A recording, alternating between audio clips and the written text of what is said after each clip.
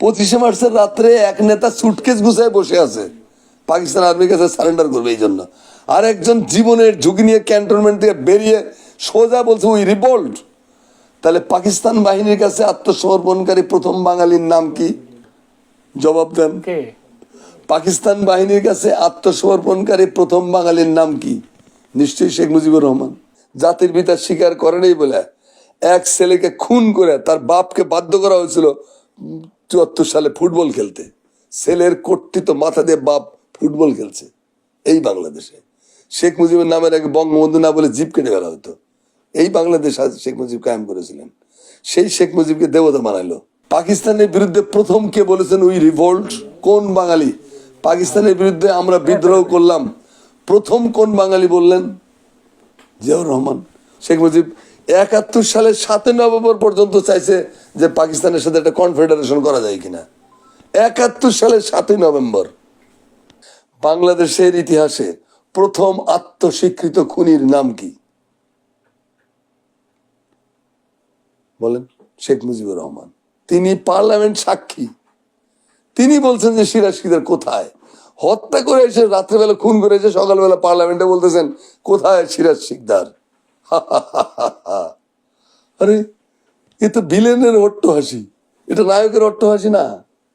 সিরাজ শিকদারের মতো এত বড় একটা প্যাট্রিয়ট, এত বড় একটা দেশপ্রেমিক, এত বড় একটা সমাজকে বদলানোর চিন্তা, রেভলিউশনারি পার্সোনালিটি, সমাজকে বদলানোর জন্য যিনি জীবনটাকে উৎসর্গ করে দিয়ে গেছেন, তাকে খুন করেছেন বিচার ছাড়া।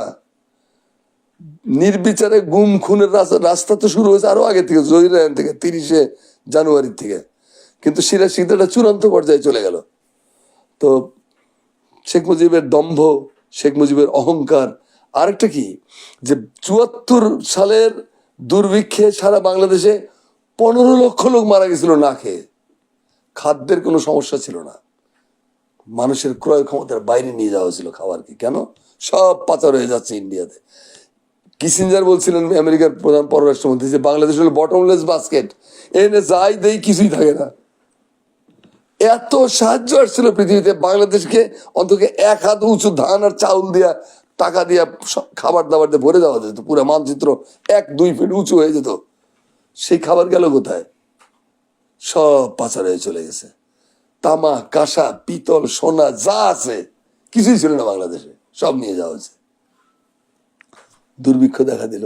অমর্ত্য সেন বলেছেন যে এই দুর্ভিক্ষের মূল কারণ খাদ্যাভাব না, এই দুর্ভিক্ষের মূল কারণ অব্যবস্থাপনা।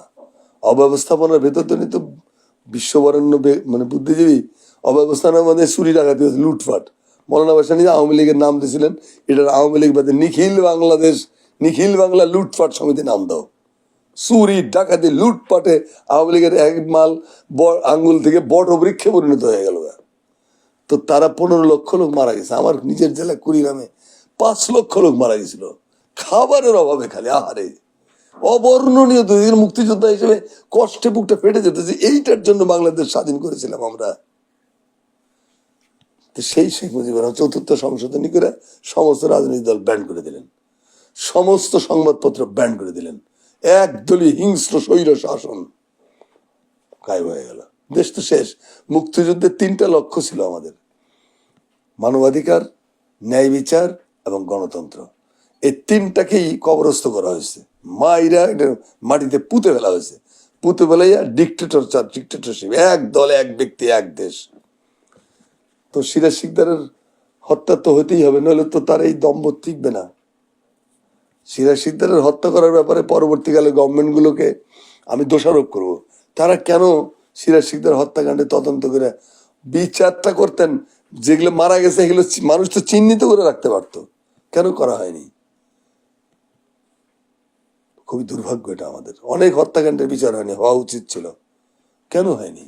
আচ্ছা, এটাতে মানে স্বাধীনতার পর থেকে এখনো অবধি আমরা একটা জিনিস লক্ষ্য করেছি বা আপনাকে প্রশ্ন করতে চাই, একজন মুক্তিযোদ্ধার কাছে জানতে চাই, যে মাওলানা আব্দুল হামিদ খান ভাসানী বা জেনারেল এম ওসমানী, তাদেরকে স্মরণ করা হয় না ঠিক মতো, এটা কেন?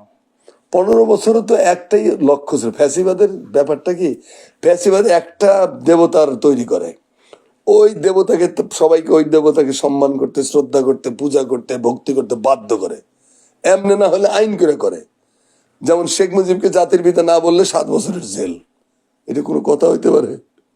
স্বাধীনতার ঘোষণা বঙ্গবন্ধু দিছে, জিয়াউর রহমানের নাম করলে 20 বছরের জেল। এইটা তো হাসিনা কায়েম করছিল বাংলাদেশে।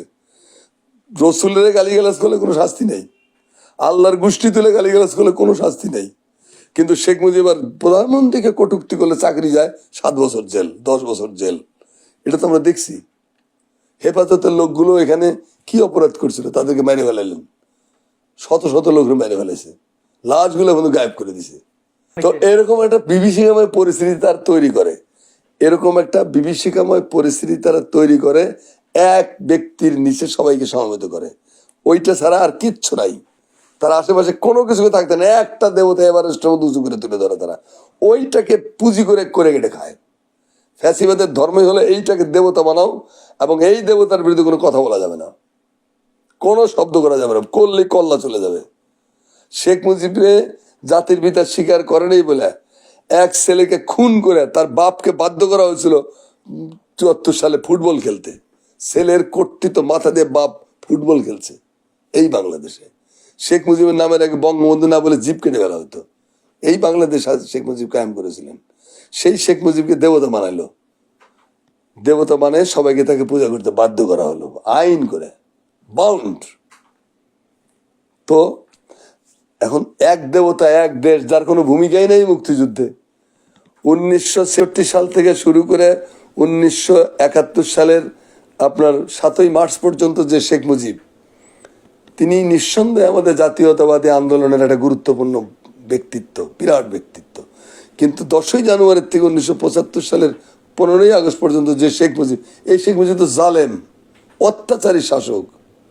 স্বাধীনতার জন্য শেখ মুজিবকে বারবার বলছে, মুজিব ইয়াহিয়ার সঙ্গে আপোষে বসো না, তুমি আসো, আমার কথা শোনো, আসো, আমি বাংলাদেশ স্বাধীনতা ঘোষণা করে দিছি, তুমি আমার সাথে যুক্ত হও। শেখ মুজিব বলছে, আমি স্বাধীনতার কথা বলিনি, আমি বলছি স্বায়ত্ত শাসনের কথা। 1971 সালের 23শে মার্চ বাংলাদেশের অবজারভার পত্রিকার কাটিংটা দেখে নেন, আমি দিন তারিখ শুদ্ধ বলতেছি। কি বলছে শেখ মুজিব? আমি স্বাধীনতার কথা বলি না, আমি বলছি স্বায়ত্ত শাসনের কথা। আজকে হামিদ মিরাটের লেখা ছাপা হয়েছে নয়া দিগন্ত পত্রিকা, দেখেন। শেখ মুজিব 71 সালের 7 নভেম্বর পর্যন্ত চাইছে যে পাকিস্তানের সাথে একটা কনফেডারেশন করা যায় কিনা। 71 সালের 7 নভেম্বর ওরিয়ানা ফালাসির সাথে শেখ মুজিবের সাক্ষাৎকার, যেটা সেই সাক্ষাৎকারটা পড়বেন, ওখানে দেখবেন যে শেখ মুজিব বললো যে আমি এগুলো শুনেছি সব রেডিওতে। তো বলেন যে মাননীয় প্রধানমন্ত্রী, আপনি বলছেন যে আপনার অন্ধকার ঘরে রাখা হয়েছে, কোনো রেডিও পত্রিকা কিছুই দেওয়া হয়নি, একটু আগে যে বলেন, কয় না মানে মাঝে মাঝে পাইতাম আর কি। বলছে আপনি বলছেন যে সেলের মধ্যে কবর খোঁড়া হয়েছে, এটা কি আপনার সেলের মধ্যে? কয় না, তাহলে কোথায় খোঁড়া হয়েছে? কয় শুনছি পাশে। তা আপনাকে কে বলো? কয়েক দারোয়ান এসে বলছিল। অদ্ভুত অদ্ভুত কথাবার্তা আছে ওরিয়ানা ফালাসির। তারপরে শেখ মুজিব তো ধর এটারে, ওরিয়ানা ফালাসি প্রধানমন্ত্রীর ভবন থেকে দৌড়িয়ে যান নিয়ে পালাইয়া কোন রকম করে তেজগাঁ বিমানবন্দর দিয়ে 1.5 সেরে ভাগছিল। Interview with history, interview with history, Oriana Fallaci পৃথিবী বিখ্যাত সাংবাদিক। তার এই শেখ মুজিবের পাঠটা ভালো করে পড়বেন। শেখ মুজিব সম্পর্কে তিনি কি বলেছেন, শেখ মুজিব কি বলেছে, ইন্টারভিউ তো রেকর্ড করা, এটা যে বই আকারে বের করছে পরবর্তীকালে, interview with history, very important বই।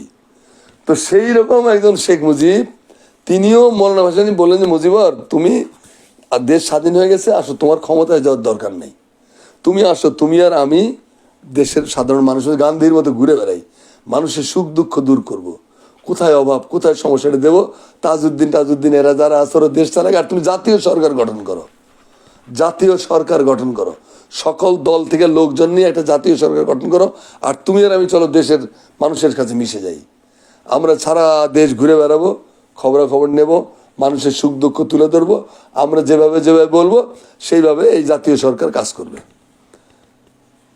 শেখ মুজিব কি বলছেন? আমার পাগলে পাইছে, পাগলে পাইছে আমার, আমি দেশ, আমি এত ই করলাম, আমি এখন গ্রামে গ্রামে ঘুরে বেড়াবো।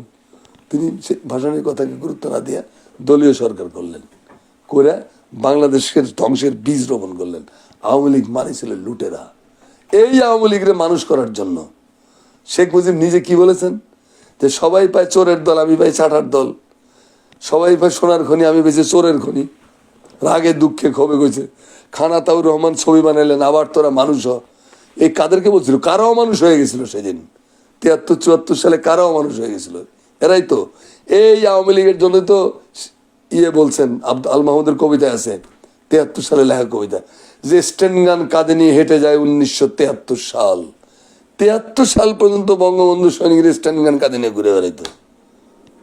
এইরকম একজন শেখ মুজিবকে দেবতা বানাইতে হলে বাকিগুলোর তো সাফ করতে হবে। ভাসানীকে ক্রেডিট দিলে তো আমি থাকি না, জেনারেল ওসমানীকে ক্রেডিট দিলে তো আমি থাকি না, মুক্তিযুদ্ধের সর্বাধিনায়ক আমার এটা দেওয়া যাবে না। তার সাথে বড় কথা, স্বাধীনতার ঘোষক শহীদ জিয়া। শহীদ জিয়া স্বাধীনতার ঘোষণা দিয়েছে, হাসিনা বলে কোথাকার কোন মেজর? আরে কোথাকার কোন মেজরটা স্বাধীনতার ঘোষণা দিছিল? কোথাকার কোন মেজরের জন্য আপনাদের মতো দলকে কান ধরে মুক্তিযুদ্ধে নিয়ে গেছে জনগণ? আপনারা তো পাকিস্তানের সাথে থাকতে চেয়েছিলেন। শেখ মুজিব তো তাজউদ্দিনকে বলেছে, কিছু দরকার নেই, তুই ওই 27 তারিখ হরতাল দিয়ে পালন করিস আর নাকে তেল দিয়ে ঘুমাগা। কেন বলছিলেন যে আপনি আমাদের রেকর্ডের বক্তব্য দেন, হোটেল ইন্টারকন্টিনেন্টালে যে বিদেশিদের জানাই দেবো, আপনি স্বাধীনতার ঘোষণা আমাদের একটা কাগজ লিখে নিয়েছেন, ওকে স্বাক্ষর দিয়ে দেন। শেখ মুজিব দেন নাই, বলছিলেন যে এগুলো দরকার নেই, এগুলো করলে আমার বিরুদ্ধে রাষ্ট্রদ্রোহিতার মামলা হবে, যা তুই ওই 27 তারিখে পারলে একটা হরতাল রাখিস।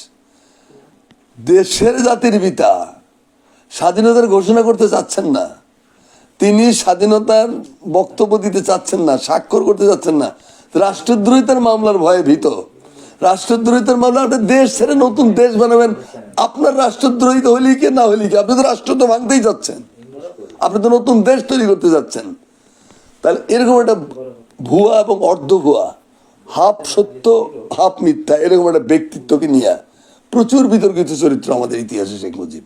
আমি মনে করি অনন্তকাল না হলেও আগামী হয়তো 1-2 জেনারেশন পর্যন্ত এই বিতর্ক চলবে। চলুক, স্বাস্থ্যকর বিতর্ক ভালো। শেখ মুজিবের অবদানকেও খাটো করতে চাই না, তার ভূমিকাকেও আমি ছাড়ে দিতে রাজি না।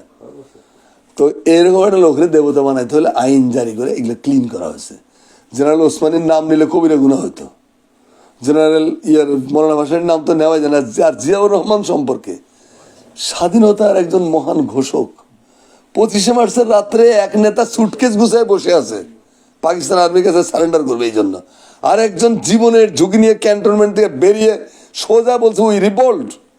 তাহলে পাকিস্তান বাহিনীর কাছে আত্মসমর্পণকারী প্রথম বাঙালির নাম কি? জবাব দেন। পাকিস্তান বাহিনীর কাছে আত্মসমর্পণকারী প্রথম বাঙালির নাম কি? নিশ্চয়ই শেখ মুজিবুর রহমান। পাকিস্তানের বিরুদ্ধে প্রথম কে বলেছেন উই রিভোল্ট? কোন বাঙালি? পাকিস্তানের বিরুদ্ধে আমরা বিদ্রোহ করলাম, প্রথম কোন বাঙালি বললেন? জিয়াউর রহমান। প্রথম কোন বাঙালি বলে আজকে আমরা স্বাধীন? জিয়াউর রহমান। জিয়াউর রহমানের কাছে চিরকালের জন্য ছোট হয়ে আছে, ভাসানীর কাছে ছোট হয়ে আছে, জেনারেল ওসমানের কাছে ছোট হয়ে আছে। অর্থাৎ এইগুলো ইতিহাস থেকে মুছে দিয়েছে। ইভেন যে তাজউদ্দিন, যিনি বেসামরিক প্রশাসনের নেতৃত্ব দিয়েছেন, তাজউদ্দিনকে তো মন্ত্রিসভাতে বের করে দিয়েছিল শেখ মুজিব, বাট বের করে দিয়েছে। তাজউদ্দিনকে তো পাত্তাই দিত না, তাজউদ্দিনের নামও তো ছিল না। তাহলে শুধু এক শেখ মুজিব, মহামহিম শেখ মুজিব, মুজিব দ্য গ্রেট, হাজার যুগের হাজার বছর কি কয় না ওরা, মুক্তিযুদ্ধের সর্বাধিনায়ক, মানে হাজার যুগের হাজার কালের সর্বকালের শ্রেষ্ঠ বাঙালি। তো শ্রেষ্ঠ বাঙালি বানাইয়া আপনি আমাদেরকে বাধ্য, আইন জারি করে বাধ্য করছেন তাকে পূজা করতে, তাকে মানতে কান ধরে বাধ্য করছেন আমাদেরকে। তো এই বাধ্য করতে গিয়ে আপনি বাকিগুলো সেটে দিয়েছেন। নাহলে না সেটে দিলে শেখ মুজিবের মাথা বড় হয় না, আশেপাশে ঝাড় জঙ্গল কেটে দিলে ছোট গাছও বড় গাছ হয়ে যায়। আচ্ছা, শেখ মুজিব তাই হয়েছিলেন।